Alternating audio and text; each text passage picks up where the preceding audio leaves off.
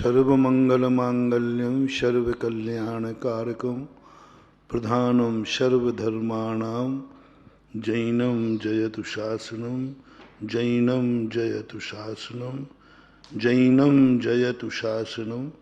पंच परमेष्टि भगवान की जय। आचार्य श्री गुरुवर कुंद कुंद महाराज की जय। आचार्य श्री गुरुवर विद्यासागर महाराज की जय। परम पूज्य निर्यापक श्रवण मुनि श्री सुधा सागर जी महाराज की जय। पूज्य महासागर जी महाराज की जय। जिन बिंब दर्शन दिवस जयवंत हो जयवंत हो जयवंत। नमोस्तुते। भविष्य यदि किसी कारणवश अपन को ज्ञात हो जाए कि हमारा भविष्य अच्छा नहीं है, तो हमें अपना वर्तमान नहीं बिगाड़ना चाहिए जो अच्छा है। यदि वर्तमान अच्छा है और भविष्य के बिगड़ने की घोषणा हुई है, भविष्य में हमारे बुरे दिन आने की बात हमें पता चली है और वर्तमान में अच्छा दिन है, तो नीतिकार कहते हैं आज के अच्छे दिन को बुरा दिन मत बनाना, आज उसके संबंध में बुरा मत सोचना। आज मेरा बहुत अच्छा दिन है कि बहुत अच्छा सोच रहा हूँ, लेकिन भविष्य में नहीं सोच पाऊंगा इतना अच्छा, तो आज से ही बुरा सोचना शुरू मत करो। भविष्य हमारे जीवन में अमंगल है और आज मेरे जीवन में मंगल ही मंगल है, इस मंगल का आनंद लो। वर्तमान की जो क्रियाएं हैं ये मात इसलिए नहीं की जाती हैं कि मेरा भविष्य उज्जवल हो, कभी कभी क्रियाएं इसलिए की जाती हैं कि भविष्य अंधकारमय हो तो हमें अंधेरे में चलने की भी कला आने लग जाए। लाइट में अंधेरे में लाइट होते हुए भी व्यक्ति वर्तमान को कह रहा कल तो मेरा अंधेरा होगा, कल तो मैं चल ही नहीं पाऊंगा, तो फिर आज चल के क्या करूं? नहीं चलो, अंधेरे में भी तुम कुछ चलने की आदत डाल लो। कल के दिन बुरा दिन आएगा, फिर अच्छा दिन आएगा, तुम अच्छा दिन के लिए अभ्यास ही नहीं किया तो भूल जाओगे। एक बार एक विनोद ब्रह्मचारी ऊपर संगीत कर रहे थे, तो मैंने कहा भाई कहीं कार्यक्रम है क्या? बोले नहीं कार्यक्रम नहीं महाराज, ये प्रतिदिन अभ्यास करना पड़ता है,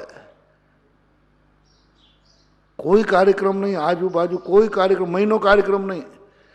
लेकिन महीनों कार्यक्रम नहीं है, यदि मैं अभ्यास छोड़ दूं तो बाद में गला काम नहीं करेगा, इसलिए हमें घंटे 2 घंटे प्रतिदिन अभ्यास करना ही पड़ेगा, कोई कार्यक्रम नहीं है तो भी। मैंने बड़ी शिक्षा ली उस वाक्य से कि यही तो जिनवाणी हमसे कह रही है कि इस भाव में मोक्ष नहीं है, मोक्ष नहीं मिलेगा, लेकिन मुनि पद का अभ्यास मत छोड़ो, जिस दिन मिलेगा उस दिन क्या करोगे? अभ्यास तो हमने भूल दिया, अभ्यास तो हमें रहा ही नहीं।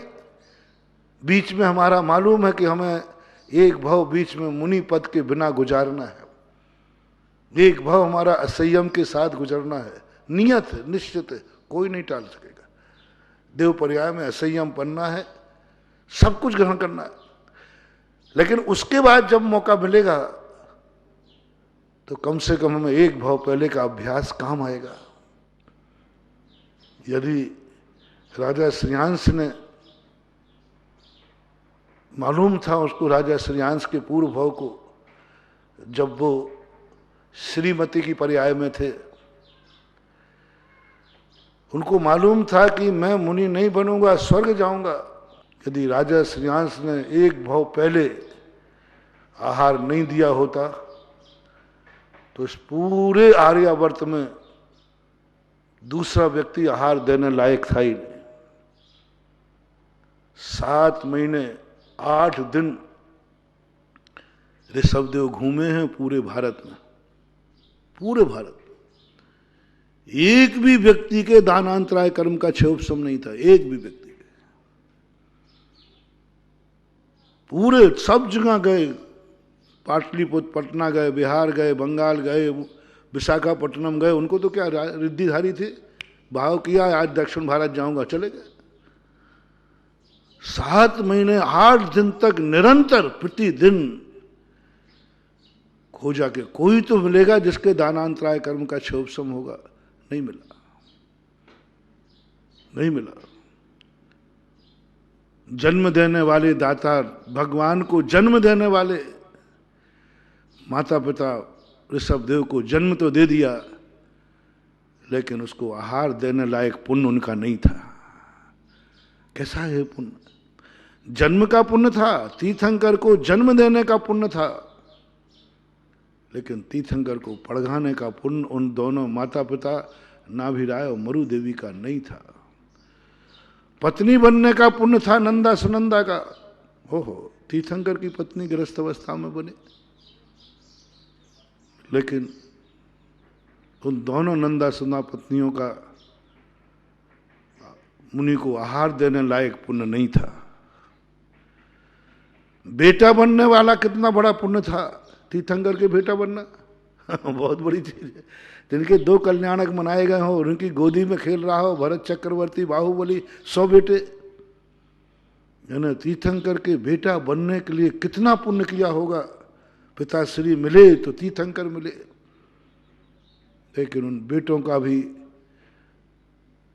जब वो मुनि बने तो उनको आहार देने लायक पुण्य नहीं था।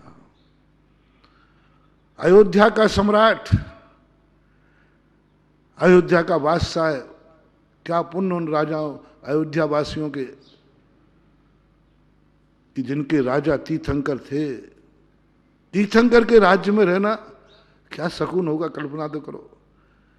अपन इन सब राजाओं को देख के डरते हैं, पता नहीं राजनीति क्या बन जाए, क्या दंगल डाले, कब कौन सी चीज बंद कर दे, कौन सी चालू कर दे। तीर्थंकर जैसा राजा होगा तो क्या कल्पना करें,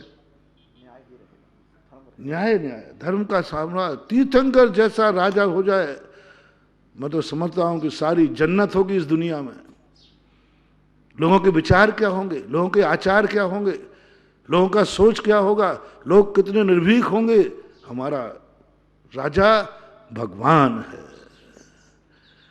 हमारा राजा भगवान है, कितना गर्व। उस अयोध्या को ये सौभाग्य मिला, लाखों करोड़ों वर्षों तक राजा बने, लेकिन उस अयोध्या का ये सौभाग्य नहीं मिला कि कल वे जब हार लेने आए तो पूरी अयोध्या में कोई उनको एक ग्रास देने लायक पुण्य नहीं है। प्रजा बनने का पुण्य था, लेकिन एक ग्रास देने का पुण्य नसीब नहीं था। पूरा आर्यावर्त, मैं तो जब इस चिंतन करता हूं तो सोचता हूं कि क्या भगवान, क्या बात है। करोड़ों अरबों की जनता, एक का भी नसीब नहीं। एक छोटी सी क्रिया है, कोई बड़ी क्रिया नहीं है, एक छोटा सा कार्य है। धन दौलत के लिए तो खूब सबके बहुत बड़े बड़े चक्रवर्ती हो गए, लेकिन छोटे सा कार्य कौन काम आया। जिस प्रसंग को अपन दैनिक प्रवचनों की श्रृंखला चल रहा है, जिसने भव भवांतरों में अभ्यास किया था। यदि राजा श्रीमती का जीव एक भाव पहले ये सोच के आहार नहीं देता, क्योंकि जैन दर्शन में ये कहा गया, कोई भी क्रिया करो बंदे तदगुण लब्ध। कोई भी क्रिया करो उस जैसा बनने के लिए, चाहे किसी की जय बोलो, चाहे पूजा करो, चाहे नमोस्तु करो, चाहे प्रशंसा करो, चाहे संगति करो, एक ही उद्देश्य सबका, मैं इन जैसा कब बनूं। ये सिद्धांत है। जूनियर भी सीनियर की सेवा करता है, उद्देश्य क्या रहता है, मैं कब सीनियर हूं। भक्त भगवान की भक्ति करता है, भगवान बनने के लिए करता है। तो अपना जो सिद्धांत था, तुम जो भी क्रिया करो उसको लक्ष्य को प्राप्त करना है तुम्हें। जिसमें लक्ष्य प्राप्ति नहीं हो वो क्रिया नहीं करना। लेकिन ऐसा नहीं है। श्रीमती का जीव जानता था, मैं मुनि को आहार दूंगा, इस भाव में मुनि नहीं बनूंगा और अगले भाव में भी नहीं बनूंगा, नहीं बनूंगा इस भाव में। निश्चित था, बना ही नहीं वो। अगले भाव में भी नहीं बनूंगा, देव बनना है। क्योंकि हमेशा आपने लक्षण बना दिया ना, जिसके साथ तुम कोई क्रिया कर रहे हो उसका पर्पस क्या है? मैं उन जैसा बनूं। कोई राजा की सेवा कर रहा है राजा बनने के लिए, धनवान की सेवा कर रहा है धनी बनने के लिए, धर्मात्मा की सेवा कर रहा है धर्मी बनने के लिए, साधु की सेवा कर रहा है साधु बनने के लिए। सीधा सिद्धांत है। और ये घोषणा करी है जो अपनी 3-4 दिन की प्रवचनों में चल रही है कि तुम जिन जिन की सेवा कर रहे हो, जो जो क्रिया कर रहे हो, उस लक्ष्य को प्राप्त नहीं कर पाओगे, उन जैसे नहीं बन पाओगे। कल उदाहरण दिया था ना, तुम कितनी पढ़ लेना पास नहीं होगे। घोषणा कर दी ये भी, तुम मुनियों की सेवा क्यों करते हो, मुनियों को नमोस्तु क्यों करते हो, मुनियों के जयकार क्यों बोलते हो, मुनियों को हार क्यों देते हो? तो मुनि बनने के लिए। अपना एक ही जवाब होगा, अपन तो इसीलिए एक ही जवाब, मुनि बनने के लिए। जिनवानी कहती है नहीं बनोगे, सर्वज्ञ भगवान ने घोषणा कर दी, तू लाख उपाय कर ले लाख उपाय कर ले, तू मुनि नहीं बनेगा। भगवान थोड़ा तो परसेंटेज रखो, इट में भी पॉसिबल नहीं, मैं तुम्हें गुमराह नहीं करूंगा। ये जिनवानी कई बार तो ऐसा कर देती है, अरे भाई माँ जो होगा तो होगा, पहले से तो मत बता, पहले से तो मत बता कि भाई ऐसा होगा। और जिनवानी मानने को तैयार नहीं, झूठ बोलते तो लगे रहो मुन्ना भाई, बन जाओगे, मोक्ष हो जाएगा, तुम तो करो और समय करो और ध्यान करो, मोक्ष हो जाएगा। इससे माँ बहुत फायदा होगा मुझे, इस बहाने हम सामायिक बढ़ाएंगे, ध्यान बढ़ाएंगे, क्योंकि आशा पर आसमान टिका है। मुझे विश्वास है कि मैं भगवान बन जाऊंगा, मैं अरहंत बन जाऊंगा, इसलिए हम और मेहनत करेंगे और ताकत लगाएंगे। जिनवानी कहती है अभी तो ताकत लगा देगा और कल के दिन नहीं मिलेगा तो गालियां देगा तू मुझे ही। माँ झूठ बोलती थी। तो जिनवानी ने कहा मैं तो स्पष्ट घोषणा करता हूं, थोड़ी सी लूज दे देते मिल भी सकता है आश्वासन। अरे नेता लोग आश्वासन कितने देते, कितने आश्वासन देते, हाँ तुम्हारा काम हो जाएगा। ऐसे जिनवानी थोड़ा सा आश्वासन देते मिल भी सकता है। इतने शब्द पर तो हम मर जाते, इतने शब्द तो हम जिंदगी दांव पर लगा देते। कितने जुआड़ी हैं जो जुआ किस बल पे खेलते हैं एक ही है, मैं करोड़ों अरबों रुपए बर्बाद करते इस बल पे मैं जीत जाऊंगा। धर्मराज जैसे व्यक्ति हर पारी में, इस बार तो मैं जीत ही जाऊंगा, इंद्रप्रस्थ लगा दिया, आज अगली बार तो मेरा सब धन वापस आ जाएगा, चला गया। पांचों भाई मेरे पुण्यात्मा, अब की बार तो जीत ही जाऊंगा, चले गए। अंत में सोचा सबसे ज्यादा पुण्यात्मा मेरे घर में कौन है? द्रौपदी। ये दुष्टों ने हारने के लिए कोई क्रिया नहीं की थी, ध्यान रखना। क्या सोचते हैं? द्रौपदी हमारे यहां बहुत पुण्यात्मा है, बहुत धर्मात्मा है, उसका भाई कृष्ण है, बहुत शक्तियां हैं इसके पास। इसको यदि दांव पे लगाऊंगा तो मैं जीत ही जाऊंगा और सब धन वापस आ जाएगा। वो शर्त रहती होगी जुए में कि जो जीतेगा, जो पुराना जीता है वो भी, जो कुछ भी होता हो। हम तो धर्मराज के विचार करें, विचार सोचे क्या करूं, मेरा पुण्य तो कम पड़ गया, खांडप्रस्थ का पुण्य है क्योंकि वो पांचों भाइयों का है, और 5 का बल लगाऊंगा तो हो ही जाएगा। अरे 5 भाइयों को लगाता हूं एक साथ, एक का पुण्य कमजोर होगा तो 5 का तो होगा ही होगा, चलो 5 दाव पे लगते हैं, लगा दिया। अंत में द्रौपदी के संबंध में दुनिया के सारे पुण्य फीके पड़ सकते हैं, द्रौपदी तो पुण्य आत्मा है, इसके लगाते ही हम सब जीत जाएंगे। लगा दिया था आशा पर, सब हारते गए। कितने दुनिया में लोग हैं जो मात्र इस बल पे हो भी सकता है।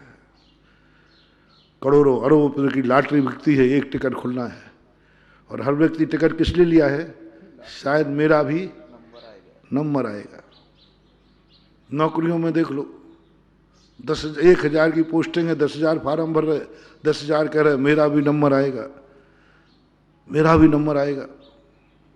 लगे हैं सब, पढ़ाई कर रहे, 1000 पोस्टिंग के लिए 10,000 लोग पढ़ाई कर रहे हैं, दिन रात मेहनत कर रहे हैं, एक शब्द ने तुम्हारा भी नंबर आ सकता है। इस कारण से 9,000 लोग फेल होना सबको मालूम है। ऐसे ही जिनवाणी मां कह देती तो हम जैसे लोग लाटरी जुआ खेल जाते, और अभी तक हम नदी किनारे बैठ जाते, एक दाव लगा दो, सुबह जो होगा सो। शायद रात में मुझे भी केवल ज्ञान इतना आश्वासन मिल जाता। पारसनाथ से मैंने पूछा था, भगवान कोई गुंजाइश है तो फिर मैं दाव लगाऊं? जिस सलाह पर आप बैठे थे, थोड़ी बहुत संभावना हो, देखो भगवान आप मेरे भगवान हैं, थोड़ी बहुत गुंजाइश हो तो बताओ। इतना बोल दो, हाँ 1% गुंजाइश है, तुझे भी हो सकता है, मैं तो दाव लगा देता। 1% की गुंजाइश मिल जाती, मैं तो दाव लगा देता। जो होता तो होगा, दाव लगाओ, क्योंकि हमें संभावना कैसा मिला। भगवान ने कहा ये जुआ का फल नहीं है बेटा, बेटा ये लॉटरी का फल नहीं है जो यहाँ आश्वासन दिए जाएं, ये सत्य धर्म है। यहाँ झूठा आश्वासन नहीं दिया जाएगा। तुमसे साधना कराना है इसलिए झूठा नहीं बोला जाएगा, तुमसे सामायिक कराना है इसलिए झूठा नहीं बोला जाएगा, तुम्हें नदी किनारे बैठाना है इसलिए झूठ नहीं बोलेंगे। नहीं, घोषणा करता हूं तुझे इस भव में कोई भी केवल ज्ञान होने वाला नहीं, तू फेल होगा, मंजिल प्राप्त नहीं करेगा, रात्रि में रास्ते में शाम होगी। अब इसके बावजूद भी फिर मैं मुनि बनूं कि नहीं बनूं? मेरी सलाह मान रहा है कि तू अपनी बात मनवा रहा है? नहीं भगवान सलाह दो, बनो। स्कूल में एडमिशन लूं कि नहीं लूं? बोले ले। भगवान कभी अन्यथावादी नहीं होते। सूक्ष्मम जनोदितम तत्वम हेतुर नैव हन्यते आज्ञा सिद्धम तु तदग्राह्यम नान्यथा वादनो जिनः। जिनन भगवान कहते हैं मैं झूठ नहीं बोलूंगा, अन्यथावादी नहीं होगा। तूने भगवान से पूछा है तो मैंने कह दिया नहीं होगा मोक्ष तुझे, नहीं मिलेगी मंजिल तुझे, नहीं होगा पास तू, नहीं होगा तू सफल। जिसके लिए क्रिया कर रहा है वो फल तुझे नहीं मिलेगा। ये भगवान की घोषणा है अपन सब जीवों को। आप भगवान को अपन सलाहकार मानते हैं। भगवान आप हमारे गार्जियन हैं, आप हमारे इष्ट देव हैं, हमें गार्जियन के नाते सलाह दो, फिर मैं मुनि बनूं या नहीं। भगवान से नहीं पूछना, भगवान ने तो कह दिया फल नहीं मिलेगा। अब गार्जियन से पूछा और नू के नहीं, गार्जियन बन के पूछ रहा है मुझे, हाँ तो बन। अब विरोधी बात देखना, भगवान करके पूछा तो कह नहीं कुछ भी नहीं मिलने वाला, गार्जियन बोले बनो। फेल होने की घोषणा है, एडमिशन लो, ले ले एडमिशन। मंजिल नहीं मिलेगी, चल शुरू कर। ये दो विरोधी बातें अपन कुछ दिन से समझ रहे हैं, कुछ माथा चकराता है। तब पता शास्त्रों से खोजने में पता चला बनना है अभ्यास। तुम्हारा कोई ऑर्डर नहीं है, तुम्हें कहीं गाने नहीं जाना है, लेकिन अभ्यास करना मत भूलो। जिस दिन गाना पड़ेगा उस दिन फिर करते रहना, और अभ्यास होगा तो। हमारे आचार्य जी से एक बार एक प्रश्न किया था, यही प्रश्न ईश्वरी के अंदर। तो आचार्य जी ने कहा कि ठीक है बात तो यही है, दो व्यक्ति हैं, एक सम्मेद शिखर की यात्रा किया, बाबूजी थे, पैसा वाला था, उसने कोई सामान नहीं लिया, कोई सामान नहीं लिया। पैसे का गर्व था तो अटैची भर ली पैसे की, पैसा है अपने पास, पैसे में क्या नहीं मिलता, सब कुछ चीज मिलती है, क्या नहीं मिलेगा पैसे। और पैसा लेकर के अटैची भर के और कमरा लिया और शिखर जी की वंदना को चला गया।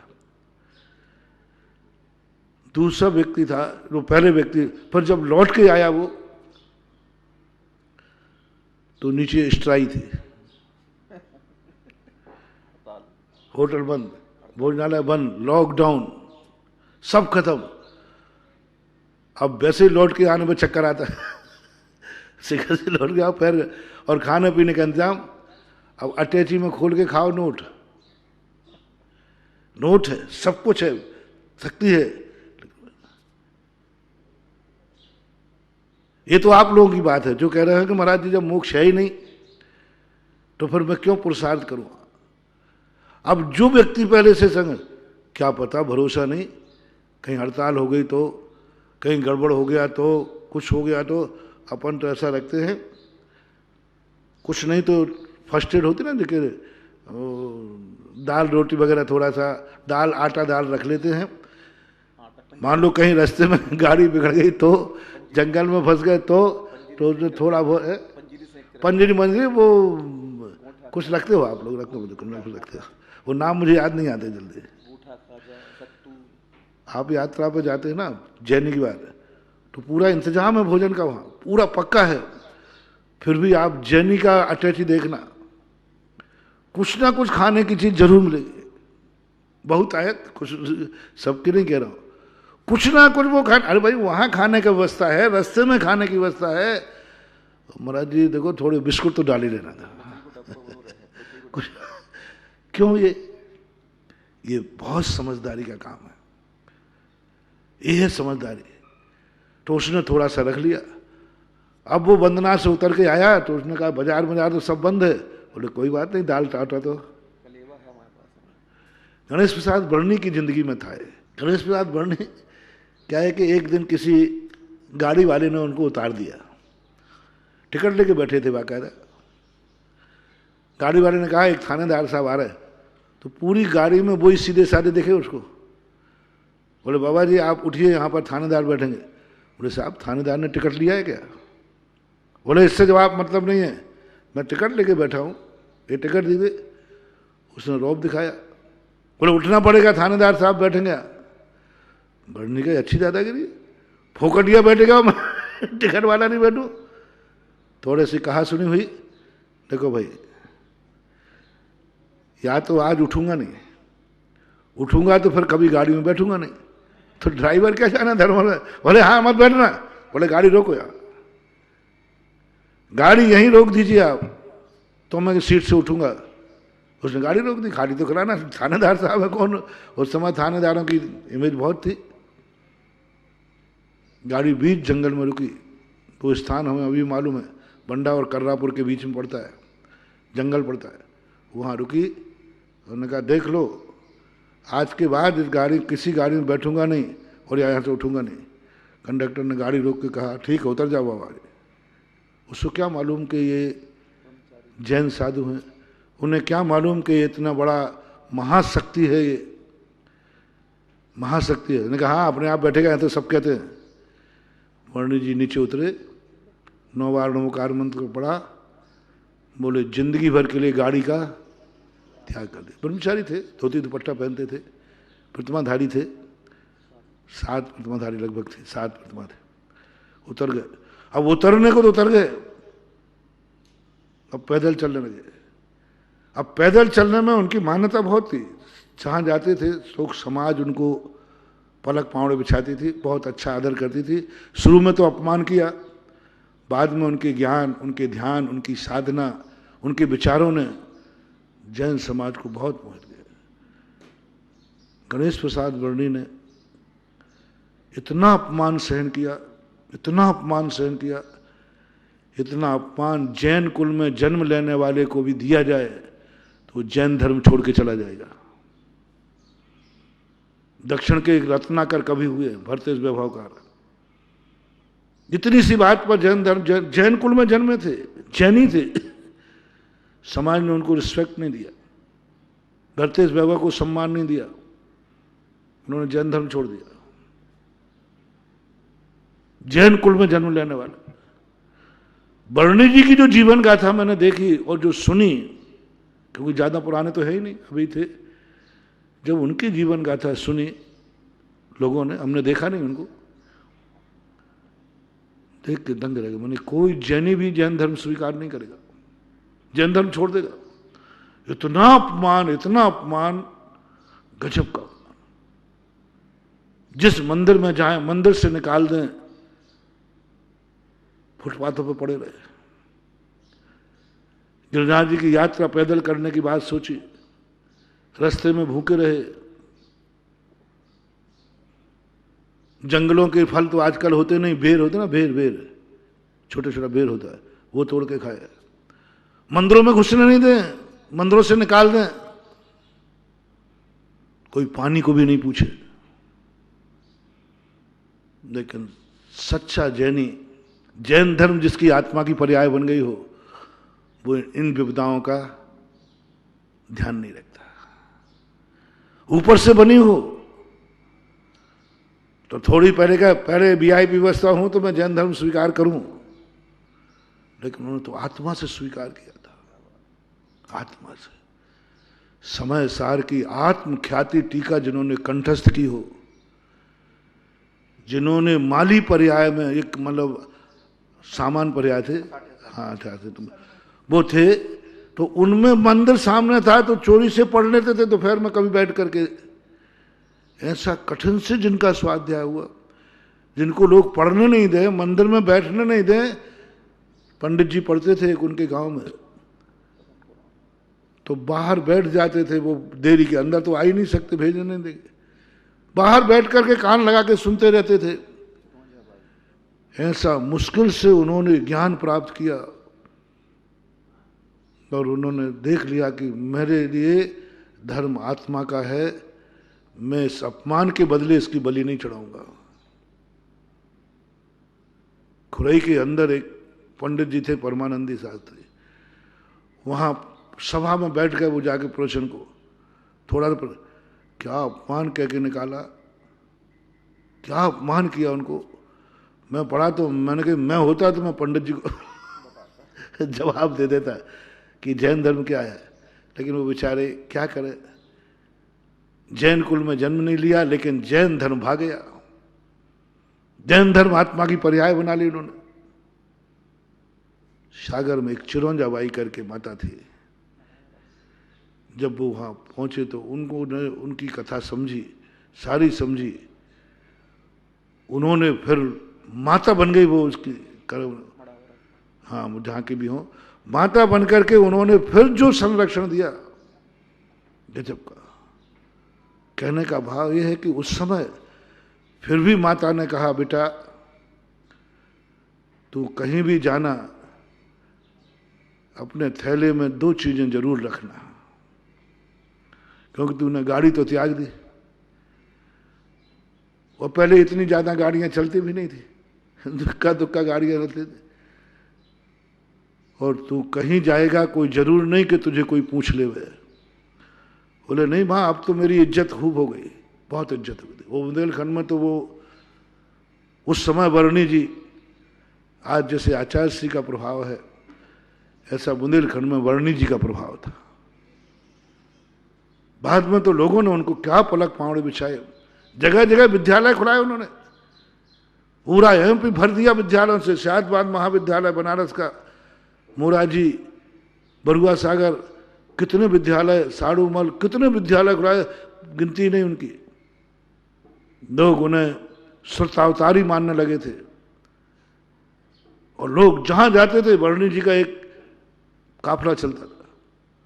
लेकिन चिरौंजाबाई ने कहा, बेटा तूने गलती कर दी, अभी तू ब्रह्मचारी था, गाड़ी का त्याग करके तीक में आ गया, लेकिन कर दिया तो कर दिया, दन के पक्के थे।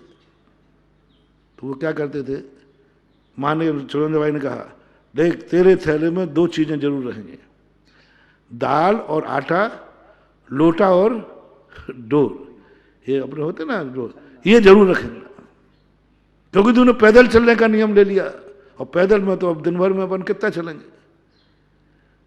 और वो माँ की सीख उनकी जिंदगी में काम आई, और कई बार उन्होंने जंगलों के अंदर 3 चीजें कही थी, लोटा डोर और आटा दाल।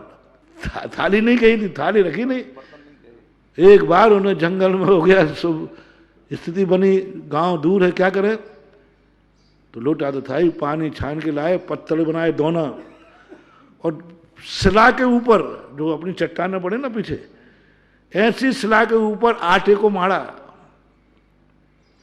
अब दाल कैसे, कोई है कुश्ती तो है ही नहीं, और माँ ने फिर थाली की क्यों नहीं गई, एक वो तबेड़ी की क्यों नहीं गई, ये कही नहीं, और उन्होंने रखी नहीं। उन्होंने उस रोटी को, आटे को गूथा, कूट करके उसी में दाल रख दी, और कंडे लकड़ी बीन कर लाए और उसी को सेक लिया। वो भी सिक रही, सब सिक रहा है, इकट्ठा उसी में सिक रहा है, सब बाफला वो क्या बड़ा बड़ा बना लिया, और लोटा भर पानी था। हालांकि उनको वो बात की कहानी नहीं सुना रहा हूँ, बाद में बड़ी बीमारी आई, बुखार हुआ, खा नहीं पाए वो, बुखार हुआ, लेकिन वो बनी रखी थी, मेहनत की, तो बुखार उतरने के बाद खाया, और खाते ही जैसे बना के बैठे और वो जूड़ी ताप बुखार आ गया। जूड़ी ताप ने ठंड दे के आता है। चद्दर अकेली थी उनकी, वो चद्दर लेके वहीं उसी शिला पर लेट गए। वो 2-3 घंटे चढ़ता है, 12-1 बजे लगभग चढ़ा, 3-4 बजे उतरा, फिर वो बनी हुई खाया पानी के साथ और चलते बना। ये होती थी एक बहुत बड़ी पहचान थी, ये संस्कार था। वो व्यक्ति कभी भी भूखों नहीं मर सकता,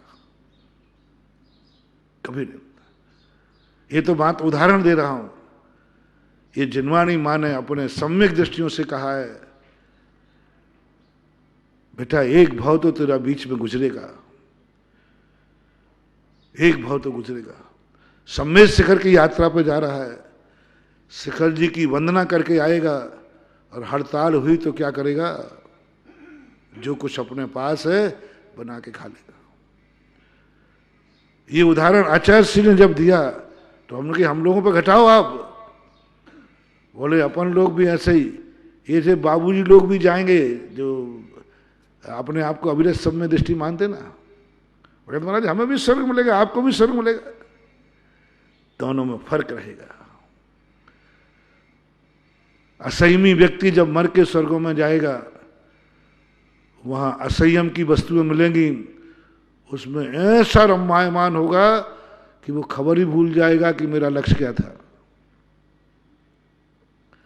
और जो आचरण वृत्ति संस्कारवान होके जाएगा,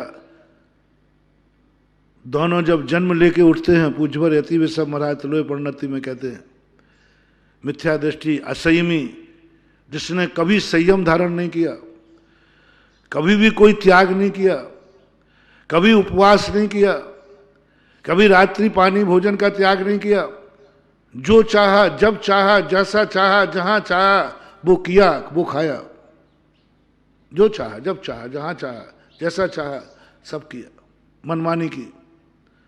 वो व्यक्ति जब वहां जन्म लेता है तो स्वर्ग के वैभव को देखकर अच्छा ये वैभव और ऐसे रत्न ऐसे, वो इतना रंजायमान होता है कि वो उन्हीं में डूब जाता है। और जो संस्कारवान होके जाएगा, जिसने कभी संस्कार किए होंगे, स्वाध्याय आदि करके कुछ आचरण किया होगा, वो वहां जाते ही जैसे अवध ज्ञान होता है तैसे वो कहता है ये सब क्या देख रहा हूं, मेरा तो ये सब त्याग था, ये क्या शरीर पे आभूषण देख रहा हूं, मेरे तो आभूषण त्याग थे। मुनि है तो ये क्या वस्त्र देख रहा हूं, मेरे तो वस्त्रों का त्याग थे। हो कहीं उपसर्ग हो गया, किसी ने उपसर्ग कर दिया, पहला झटका बता रहा हूं, किसी ने उपसर्ग कर दिया, मुझे कपड़े पहना दिए और मैं यहां कहां आ गया विमान में, मैं तो तीर्थ क्षेत्र पे था, कहां गया। तुरंत वो ध्यान में बैठने के लिए जैसे ही सोचेगा, तैसे ही दूसरे देवता कहेंगे ओ भूतपूर्व बाबा जी अब तुम बाबा जी नहीं हो, उसका फल आपको ये मिला है। तब वो खेद करेगा, हे भगवान अब क्या करूं। पूर्व का संस्कार देखना, पूर्व का संस्कार तुरंत जागेगा, वो तुरंत जाकर के अपना नियोग पूरा करेगा, वहां के रहने हुए भगवान के अकृत्रिम चैत्यालय की वंदना करने जाएगा, मिथ्या दृष्टि भी जाएगा। वो कहेगा यहाँ जन्म लेने वालों की ये दस्तूर है, तो लौटा देगा, अभिषेक कर देगा, दस्तूर हो गया, अभी जल्दी चलने दो, हमें सारी सामग्री। सम्यक दृष्टि कहेगा ओहो वही अकृत्रिम चैत्यालय जिसका मैं अकृत्रिम चैत्यालय की पूजा करता था। वर्षेषु वर्षांतर पर्वतेषु नंदीश्वरे यानि च मंदिरेषु यावन्ति चैत्यायतनानि लोके सर्वाणि वंदे जिन पुंगना। अवनित गतानाम कृत्रिमा कृत्रिमाणाम वन भवन गतानाम दिव्य वैमानिकानाम यह मनुष्य कृतानाम देवराजार्चितानाम जिनवर निलयानाम भाव तो हम स्मरामि। जम्बू धात के पुष्करार्ध वसुधा क्षेत्र ये भवाम। हाँ सर, ये सब भूतानागत वर्तमान, ये सब चीजों के लिए आज मैं अपनी साक्षात आंखों से देख रहा हूं। ऐसी होती है रत्नमय मूर्ति, ऐसी होती है 500 धनुष मूर्ति। अरे मैंने वहां गुरुओं के मुख से सुना था, शास्त्रों में पढ़ा था, आज मैं उनके साक्षात देख रहा हूं। जिसकी कल्पना अपन ने सुनी हो, यदि वो साक्षात मिलेगा तो कैसा लगेगा बोलो। कल्पना सुनी हो मात्र, साक्षात वो आश्चर्य, बार बार पुलकित मन, बार बार उसका पुलकित मन हो गया। ओहो यही है नंदीश्वर जी जिसकी हम वहां कल्पना करते थे, जिसमें हम भक्तियों में पढ़ते थे। और पुलकित बार बार पुलकित मन से नमस्कार करता है। और जैसे ही मंदिर से निकलता है वो संसार की वस्तुओं को तो ग्रहण करता है, तुरंत कहता है सीमंदर भगवान के पास जाके बैठ जाता है। अब दोनों में कितना अंतर आया। पूर्व भव में जिसने अभिषेक पूजा किया था, पूर्व भव में जिसने कुछ आचार विचार शुद्ध किए थे, वहां जाने के बाद भी वो सबसे पहले सीमंदर भगवान के समूषण में गया और भगवान की वाणी सुनते सुनते याद करता है। यही बात मैंने शास्त्रों में पढ़ी थी जब मैं पंचम काल में था, वहां पर यही बात पढ़ी थी मैंने। आज भगवान के मुख से यही सुन रहा हूं। यही 6 द्रव्य 7 तत्व 9 पदार्थ सबको वही तो है। उसका श्रद्धान मजबूत होता है। पूर्व से तुलना करके यही तो पढ़ता था मैं, यही तो सुनता था, सब वो तुलना करेगा। बोलो पूर्व भाव में कुछ भी नहीं मिला। असैमी और सैमी दोनों जाकर के देव में गए, लेकिन दोनों में कितना नजर आ रहा है अंतर? मोहर कोणी का अंतर, मोहर कोणी का अंतर आ रहा है, क्योंकि ये संस्कारवान होके गया है। इसलिए मैंने प्रवचन के पहले में कहा, भविष्य अंधकार देख करके वर्तमान का दीपक मत बुझाओ। 10 कदम बाद अंधेरा है तो 10 कदम उजेले में चलो, आंख बंद मत करो। 10 कदम बाद तो अंधेरा आना ही है, इसलिए मैंने अभी से आंख बंद कर ली, क्योंकि 10 कदम बाद आंख बंद होना, दिखना बंद होना। 10 कदम तो अभी देख लो, कम से कम 10 कदम तो देखो। 10 कदम बाद अंधेरा है तो 10 कदम पहले दीपक क्यों बुझा रहे हो? 10 कदम का दीपक में देर है, इतना तो लाभ ले लो। अपन वो अंधेरे को देखकर वो 10 कदम के प्रकाश का आनंद खो देते हैं, खो देते हैं। इसी प्रकार अपने जीवन में भली मोक्ष नहीं है, लेकिन मोक्ष मार्ग तो है। मोक्ष नहीं है लेकिन मोक्ष मार्ग तो है। मार्ग का कोई आनंद कम है? देव दर्शन आज दिवस गत वर्ष घोषित किया था, देव दर्शन दिवस। आज सारे भारत के लोगों को देव दर्शन दिवस के रूप में मनाना चाहिए। क्यों? आज हमारे प्रथम चक्रवर्ती को जिन अकृत्रिम चैत्यालयों का दर्शन इन आर्यखंड के लोगों को कभी हो नहीं सकता, कर नहीं सकते। करने के लिए विशेष रिद्धि सिद्धि चाहिए, विद्याएं चाहिए। सामान्य भूमि गोचरी नहीं कर सकते। उस भूमि गोचरी को यहां से बैठे हुए सूर्य विमान में जिनेंद्र भगवान का दर्शन हुआ था, और वो था मकर संक्रांति का दिन। इसलिए वास्तविक इतिहास, मैंने एक दिन कहा था ना, सारे बहुतायत जो भारत में त्योहार हैं, किसी दर्शन के बाद प्राग इतिहास नहीं है, भगवानों से जुड़ा हुआ इतिहास नहीं है। बाद में है, बाद में लोग चर्चाओं में आ गया, कथाओं में आ गया, लेकिन बहुतायत त्योहार में वास्तविक इतिहास जैन दर्शन से जुड़ा है। संक्रांति का बहुत लोगों से मैंने पूछा कि इसका मूल संबंध बताओ, हर संप्रदाय से पूछा, तो किसी ने कथा सुनाई, किसी ने कुछ बताया, मूल सूत्र नहीं जोड़ पाए। मूल सूत्र नहीं जोड़ पाए जो सीधा भगवान से जुड़ता हो। दिवाली का पूछा, भाई दिवाली क्या है, कोई नहीं बता पाता, कोई प्रमाणक नहीं दे पाता। वनवास से रामचंद्र जी लौटे थे, वो सिद्ध नहीं होता, लेकिन मनाते, सब मनाते। जैन दर्शन का इतिहास दिवाली का भगवान से जुड़ा है। रक्षाबंधन, दुनिया में पूछो किससे रक्षाबंधन, भाई बहन का त्योहार रह गया, ब्राह्मण राखी बांधता है, बस ये रह गया। वास्तविक इतिहास किससे जुड़ा, जैन दर्शन के वास्तविक कथा जुड़ी, जिसका तथ्य है, जिसका इतिहास है, प्राग इतिहास कहलाता है। लेकिन आप साफ त्योहार भूलते जा रहे हो। रक्षाबंधन जैनियों ने छोड़ दिया कि रक्षाबंधन जैनियों का त्योहार है, दिवाली पर ध्यान ही नहीं है। और ये त्योहार जो अभी बता रहा हूं मैं, मकर संक्रांति में तो जैनी पूरे भूले हुए। जैनी तो एक ही बात कहता है, जैन ये त्योहार सब जैनियों का है ही नहीं, मकर संक्रांति है नहीं, किसी को मालूम नहीं। आज किसी को तुम फोन करके पूछना अनजाने से, जैनी से, भाई मकर संक्रांति है, हाँ है, वो लड्डू खाते ना, तेल मिल खाते हैं, तिल बुंदेलखंड में अभी लड्डू बनते हैं खूब जम के, सब पता नहीं किरकिर के लड्डू बनाते हैं। सचिन का लड्डू बनाए, चावलों का लड्डू, बेसन का लड्डू, चने का लड्डू, मूंग का लड्डू, उड़द का लड्डू। अरे लड्डू लड्डू लड्डू लड्डू मूर्ख को भी बोलते हैं। यहां भी तिल का। और आज बस ये हो गया, आज जो नहीं नहाया वो लंका का गधा कहलाया। आज जरूर लगाते हैं, तिल लगा के लगा, तिल तिल तिल तिल को खोंटते हैं और फिर लगाते हैं पूरे शरीर में और नहाते हैं। और कोई ना कोई जो साल भर में कभी नहीं नहाए, वो आज तो नहाएगा ही, लंका का गधा कहलाएगा नहीं। ये सब क्रियाएं हो गई, वास्तविक इतिहास खो चुके तुम लोग, चर्चा में ही नहीं, पता ही नहीं। वास्तविक त्योहार तुम्हारे जैन शास्त्रों के अंदर सबसे बड़ी, कितना बड़ा प्रमाणक है। आज भरत चक्रवर्ती को अपने 84 खंड के महल की छत पे से सूर्य के अंदर 500 धनुष प्रमाण अकृत्रिम अरहंत भगवान का दर्शन हुआ। और वो दर्शन, एक मुहूर्त तक दर्शन किया उसने। अब डुबकी कैसे चल गई, बिना नहाए बैठा था, सुबह से बैठे थे सब, सूर्य में बैठे, और वो भगवान दिख रहे, तुरंत उसने डाला पानी, तो ऐसे ही नहाया माया नहीं, वो झमके यूं डाल, डुबकी नहा के आ गया। और सबसे पहले क्या चढ़ाया उसने, जल चढ़ता है, तो पहली क्रिया देखकर सब चले गए, तो तब से सूर्य को जल चढ़ना चालू हो गया। एक क्रिया देखी, पूरी 8 क्रिया देखी नहीं, भरत चक्रवर्ती ने बताया नहीं।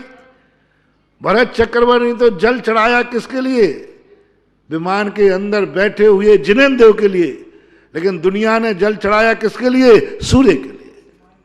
तो सबने, उसने सूर्य की तरफ करके यूं किया ना, तो सबने देखा, सूर्य की तरफ करके देखा। मेरे साथ एक हुआ कि सुबह सुबह ठंड के दिनों में मैं एक गांव में गया, तो सुबह शौच जाते हैं ना हम लोग, तो कायस्वर करते हैं, तो प्राय सूर्य की तरफ मुख करके करते थे ठंड के कारण। तो हम सूर्य की तरफ मुंह कर लेते थे और आंख बंद करके कायस्वर करते थे, और फिर पीछे उठा करके नमस्ते करते कायस्वर। बच्चे जाते जो शौच को जाते थे वो भी, बोले महाराज हम लोग गलती में थे, हम तो सूर्य को नमस्कार करते ही नहीं थे। हमें आपको रोज को प्रतिदिन देखता हूं कि आप सूर्य की तरफ मुख करते हैं और कायस्वर करते हैं, नमस्कार करते हैं। अरे मैंने कहा भैया मामला गड़बड़। फिर दूसरे दिन से मैं पीट करके करने लगा। तो भरत चक्रवर्ती उस क्रिया को देख करके ये क्रियाएं चालू हो गई। और आज कितना बड़ा सौभाग्य का दिन था, इसलिए मैंने 5-7 दिन पहले कहा था, प्रत्येक जैनी से मेरा कम से कम कहना है, साल भर में तुम जाते हो या नहीं जाते मंदिर को पता नहीं, 10 लाख क्षण में जाते या नहीं जाते पता नहीं, कम से कम साल भर में एक दिन आज प्रत्येक व्यक्ति को अपने मंदिर में अभिषेक करना है, प्रत्येक व्यक्ति को पूजा करना है। इतना नहीं बने तो कम से कम प्रत्येक व्यक्ति को देव का दर्शन जरूर करना। गोदी का बालक है तो उसे भी ले जाओ, उसे भी भगवान का दर्शन कराओ, आंख खुला के दिखाओ भगवान की मूर्ति।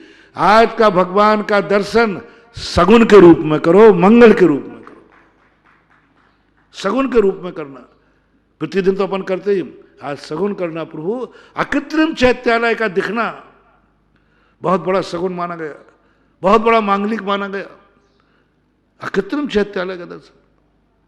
तो तुम सगुन के रूप में करो आज अपने। और मुझे लगता है इसलिए नहाने के लिए कहा कि मंदिर बिना नहाए तो जाया नहीं जाता, और आज जो नहीं नहाएगा मंदिर जाने के लिए वो लंका का गधा जरूर बनेगा, यूं मान के चलो। क्योंकि आप नहाते तो हैं, लेकिन आज नवाओ विशेष रूप से मंदिर के लिए, भगवान के लिए। आज देव दर्शन दिवस है, टेम्पल डे। व्यक्तिगत टेम्पल डे अलग होता है, वो तुम्हारे जन्म से बताया था। ये सार्वजनिक टेम्पल डे, जैसे आप लोग सारे डे आपके हैं, कितने डे आपके चलते, शिक्षा दिवस, मातृ दिवस, वैलेंटाइन डे, कितने डे आपके हो गए। कुछ अब तुम्हारी डे की हवा में मैं भी बहा, तो मैंने कहा 2-4 डे अपने भी। क्या बात है, हर चीज का डे हो रहा है, सब जितने, और साल में एक बार मनाते भी हैं उसके दीवाने। तो हमने सोचा अपन भी कुछ 2-4 डे शामिल कर दें, अपने भक्तों के लिए दें। टेम्पल डे दे दिया, युग परिवर्तन दिवस, श्रावणवदी एकम, युग परिवर्तन दिवस मनाने की बात कही थी। अभी ये बीच में दिया शांति धारा दिवस, शांतिनाथ भगवान के मोक्ष कल्याणक को शांति धारा दिवस, क्योंकि ये शांति धारा शांतिनाथ भगवान को निमित्त लेकर चली। जब से अभी तक धर्म खंडित नहीं हुआ, इसलिए शांति धारा का नाम, मोक्ष कल्याणक अभी आ रहा है, उसको शांति धारा दिवस कहना। अलग अलग दिवस दिए थे अपने 5-7 दिवस दिए। दान दिवस, अक्षय तृतीया, सबसे पहली बार इस युग में दान किस दिन हुआ था? अक्षय तृतीया को, दान दिवस। अभी अपना देव दर्शन दिवस है, तो इसको दिवस के रूप में बनाओ। घर से बढ़िया अच्छे द्रव्य लेकर के, गाजे बाजे के साथ बढ़िया लेकर के कहाँ जा रहे हो? बोले आज का देव दर्शन सगुन है, मांगलिक है। आज हम कृत्रिम मूर्ति में अकृत्रिम मूर्ति के दर्शन करेंगे। जितने ठाठ से जा सको उतने ठाठ से जाओ, गाजे बाजे के साथ, बड़ी प्रभावना के साथ। और मंदिरों में आज बड़े उत्सव मनाया जाना चाहिए। क्यों? जिसका प्रसंग अपना दैनिक श्रृंखलाओं से है। देव तो बनना ही नहीं है। हमारे यहाँ देव की वंदना किस लिए की जाती है? देव के लिए। भगवान की पूजा किस लिए? पूज्य बनने के लिए। ये नियम है। और जब एक घोषणा हो गई कि इस भव में पंचम काल का कोई भी जीव अरहंत नहीं बनेगा, भगवान नहीं बनेगा, तो फिर मेरा देव दर्शन क्यों? बस वही बेली बात। भविष्य में हमारा अंधकार है, हम देव नहीं बनेंगे, तो कम से कम देव दर्शन का आनंद क्यों छोड़ें? 10 कदम के बाद अंधेरा है, लेकिन 10 कदम उजेले में जिए ना। देव बनने में आनंद है कि देव दर्शन का भी कोई आनंद है? 2 आनंद, एक देव बनने का आनंद और देव दर्शन का आनंद। देव दर्शन में कुछ उपलब्धि होवे या नहीं होवे, लेकिन हमारी जिंदगी में सगुन जरूर होता है। सगुन कुछ करता नहीं, लेकिन सगुन तुम्हारे कार्य की मंगल घोषणा जरूर करता है। ये दस्तूर होते ना, सगुन और अपशगुन, इनका रूप क्या है? सांप आपका रास्ता काट गया तो क्या कुछ बिगाड़ रहा है क्या? नहीं, वो तुम्हारा संकेत दे रहा है। ये सगुन क्या है अपने जीवन में? हाथी आ गया सामने से, भरा कलश लेके आ गया। अब वो भरा कलश तुम्हारे लिए क्या दे रहा है? कुछ नहीं दे रहा है। सगुन है आपके लिए। कम से कम भरा कलश तुम्हारे लिए कुछ नहीं देगा, लेकिन तुम्हारा मंगल करेगा। इसी प्रकार देव दर्शन तुम्हें कुछ नहीं मिलने वाला, लेकिन देव दर्शन मंगल स्वरूप है। मंगल से पाने की कामना मत किया करो। मंगल तुम्हारे कार्यों में विघ्न नहीं डालने देगा। मंगल का कार्य क्या है? जितने मंगल होते हैं ये अपने कोई कार्य को करते नहीं। पहला नियम बनाओ ये। तुम लोगों ने बहुत गलत कर लिया, मंगल से कराने लगे। मंगल अपने कार्य करेगा तो मंगल ही नहीं रहेगा। मंगल कभी कार्य नहीं करता, इसलिए वो मंगल है। चाहे देव हो, चाहे शास्त्र हो, चाहे गुरु हो, चाहे मंत्र हो, चाहे तंत्र हो, चाहे हाथी हो, चाहे घोड़ा हो, चाहे भला कलश हो, कुछ नहीं करते। लेकिन अपने कार्यों के लिए जो तुम करने जा रहे हो उसको सगुन कर देते हैं। उस कार्य में तुम सफल हो जाओगे, तुम अपने कार्य में सफल होगे, ये सगुन का काम है। आज देव दर्शन की बात है। देव नहीं बनूंगा, लेकिन देव दर्शन मांगलिक है, मंगल स्वरूप है, हमारे आने वाले अमंगल को टालने वाला है। आने वाले उज्जवल नेमीचंद महाराज गोमर सार के में मंगल का उन्होंने कहा, मंगल कुछ नहीं करेगा, लेकिन आप जो करने जा रहे हो उसमें जो विघ्न आने वाला है उसको रोक देगा और सहयोग करेगा, आगे बढ़ाएगा। बढ़ो, तुम जिस कार्य के लिए जा रहे हो, मैं तुम्हारी सुरक्षा करता हूं। मैं करूंगा तो कुछ नहीं, आपको निर्विघ्न कार्य करा दूंगा, निर्विघ्न। तो आज अपना मंगल जिनेन्द्र देखो, जिनेन्द्र देव का दर्शन देव से बनने से भी ज्यादा उपकारी है। दो व्यक्ति हैं, एक देव बनने जा रहा है और एक देव दर्शन को जा रहा है। महिमा कह रहा हूं, कथनचित बनना किसी अपेक्षा से। देव बनने वाले के ऐसे कर्म का उदय आया, वो कर्म नहीं काट पाया। एक निधत्त निकाचित कर्म होता है। जो भगवान बनने जाते हैं उनके भी वो कर्म कटता नहीं है, सजा भोगना पड़ती है। वो कर्म कहता है तुम भगवान बनने जा रहे हो तो भी पहले जो अपराध किया उसकी सजा भोगो, वो नहीं बनने देगा भगवान, नहीं बनने देगा। तुम भगवान बनने जा रहे हो, पहले जो अपराध किया उसको भोगो। तीर्थंकर हो तो बने रहो, बलभद्र हो तो बने रहो, जो किया है भोगना पड़ेगा। भगवान बनने वाले से भी नहीं डरता वो कर्म। हो गए तुम भगवान, बनोगे भगवान, पहले सजा भोगो। रोक दिया कर्म ने। भगवान बनने वाली स्टेशन पे बैठे हैं, भगवान बनने वाला व्यक्ति स्टेशन पे बैठा है, टिकट नहीं मिल रहा है, नहीं मिलेगा, तुमने निकातित कर्म किए। देव दर्शन वाला देखना, बोले निधत निकातित कर्म, बोले मैं देव नहीं बन रहा हूं, मैं देव दर्शन को जा रहा हूं। और जैसे देव दर्शन किए, वो निधत्त निकाचित कर्म जो बाधक बन रहा था वो हट गया,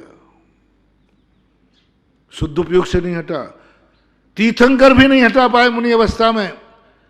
जो मात देव दर्शन से हट जाता है, जिन बिंब दंशने न निधत्त निकाचित कम खय दंशना दो, उज्जवल वीरसन स्वामी श्री धवला जी के अंदर कहते हैं। कितनी महिमा है। यानी देव बनने वाला जिस कर्म को नहीं काट पाया, जिस सब शकुन को नहीं टाल पाया, देव दर्शन करने वाला उस अमंगल को टाल देता है। ऐसा मंगल स्वरूप देव दर्शन का आनंद। छोड़ दो ये कल्पनाएं, छोड़ दो ये घोषणाओं के सुनना बंद करो। क्या करोगे देव दर्शन? भगवान तो बनना नहीं। बोले मैं भगवान बनने के लिए मंदिर नहीं जाता हूं, मैं भगवान के दर्शन करने जाता हूं। मैं भगवान का सुख पाने के लिए मंदिर नहीं जाता हूं, भगवान के दर्शन करने का जो सुख है उस सुख को पाने के लिए जाता हूं। क्योंकि भविष्य में तो अपन को हताश हो जाएंगे, मन भी हताश हो जाए, कुछ मिलना जुलना तो है नहीं।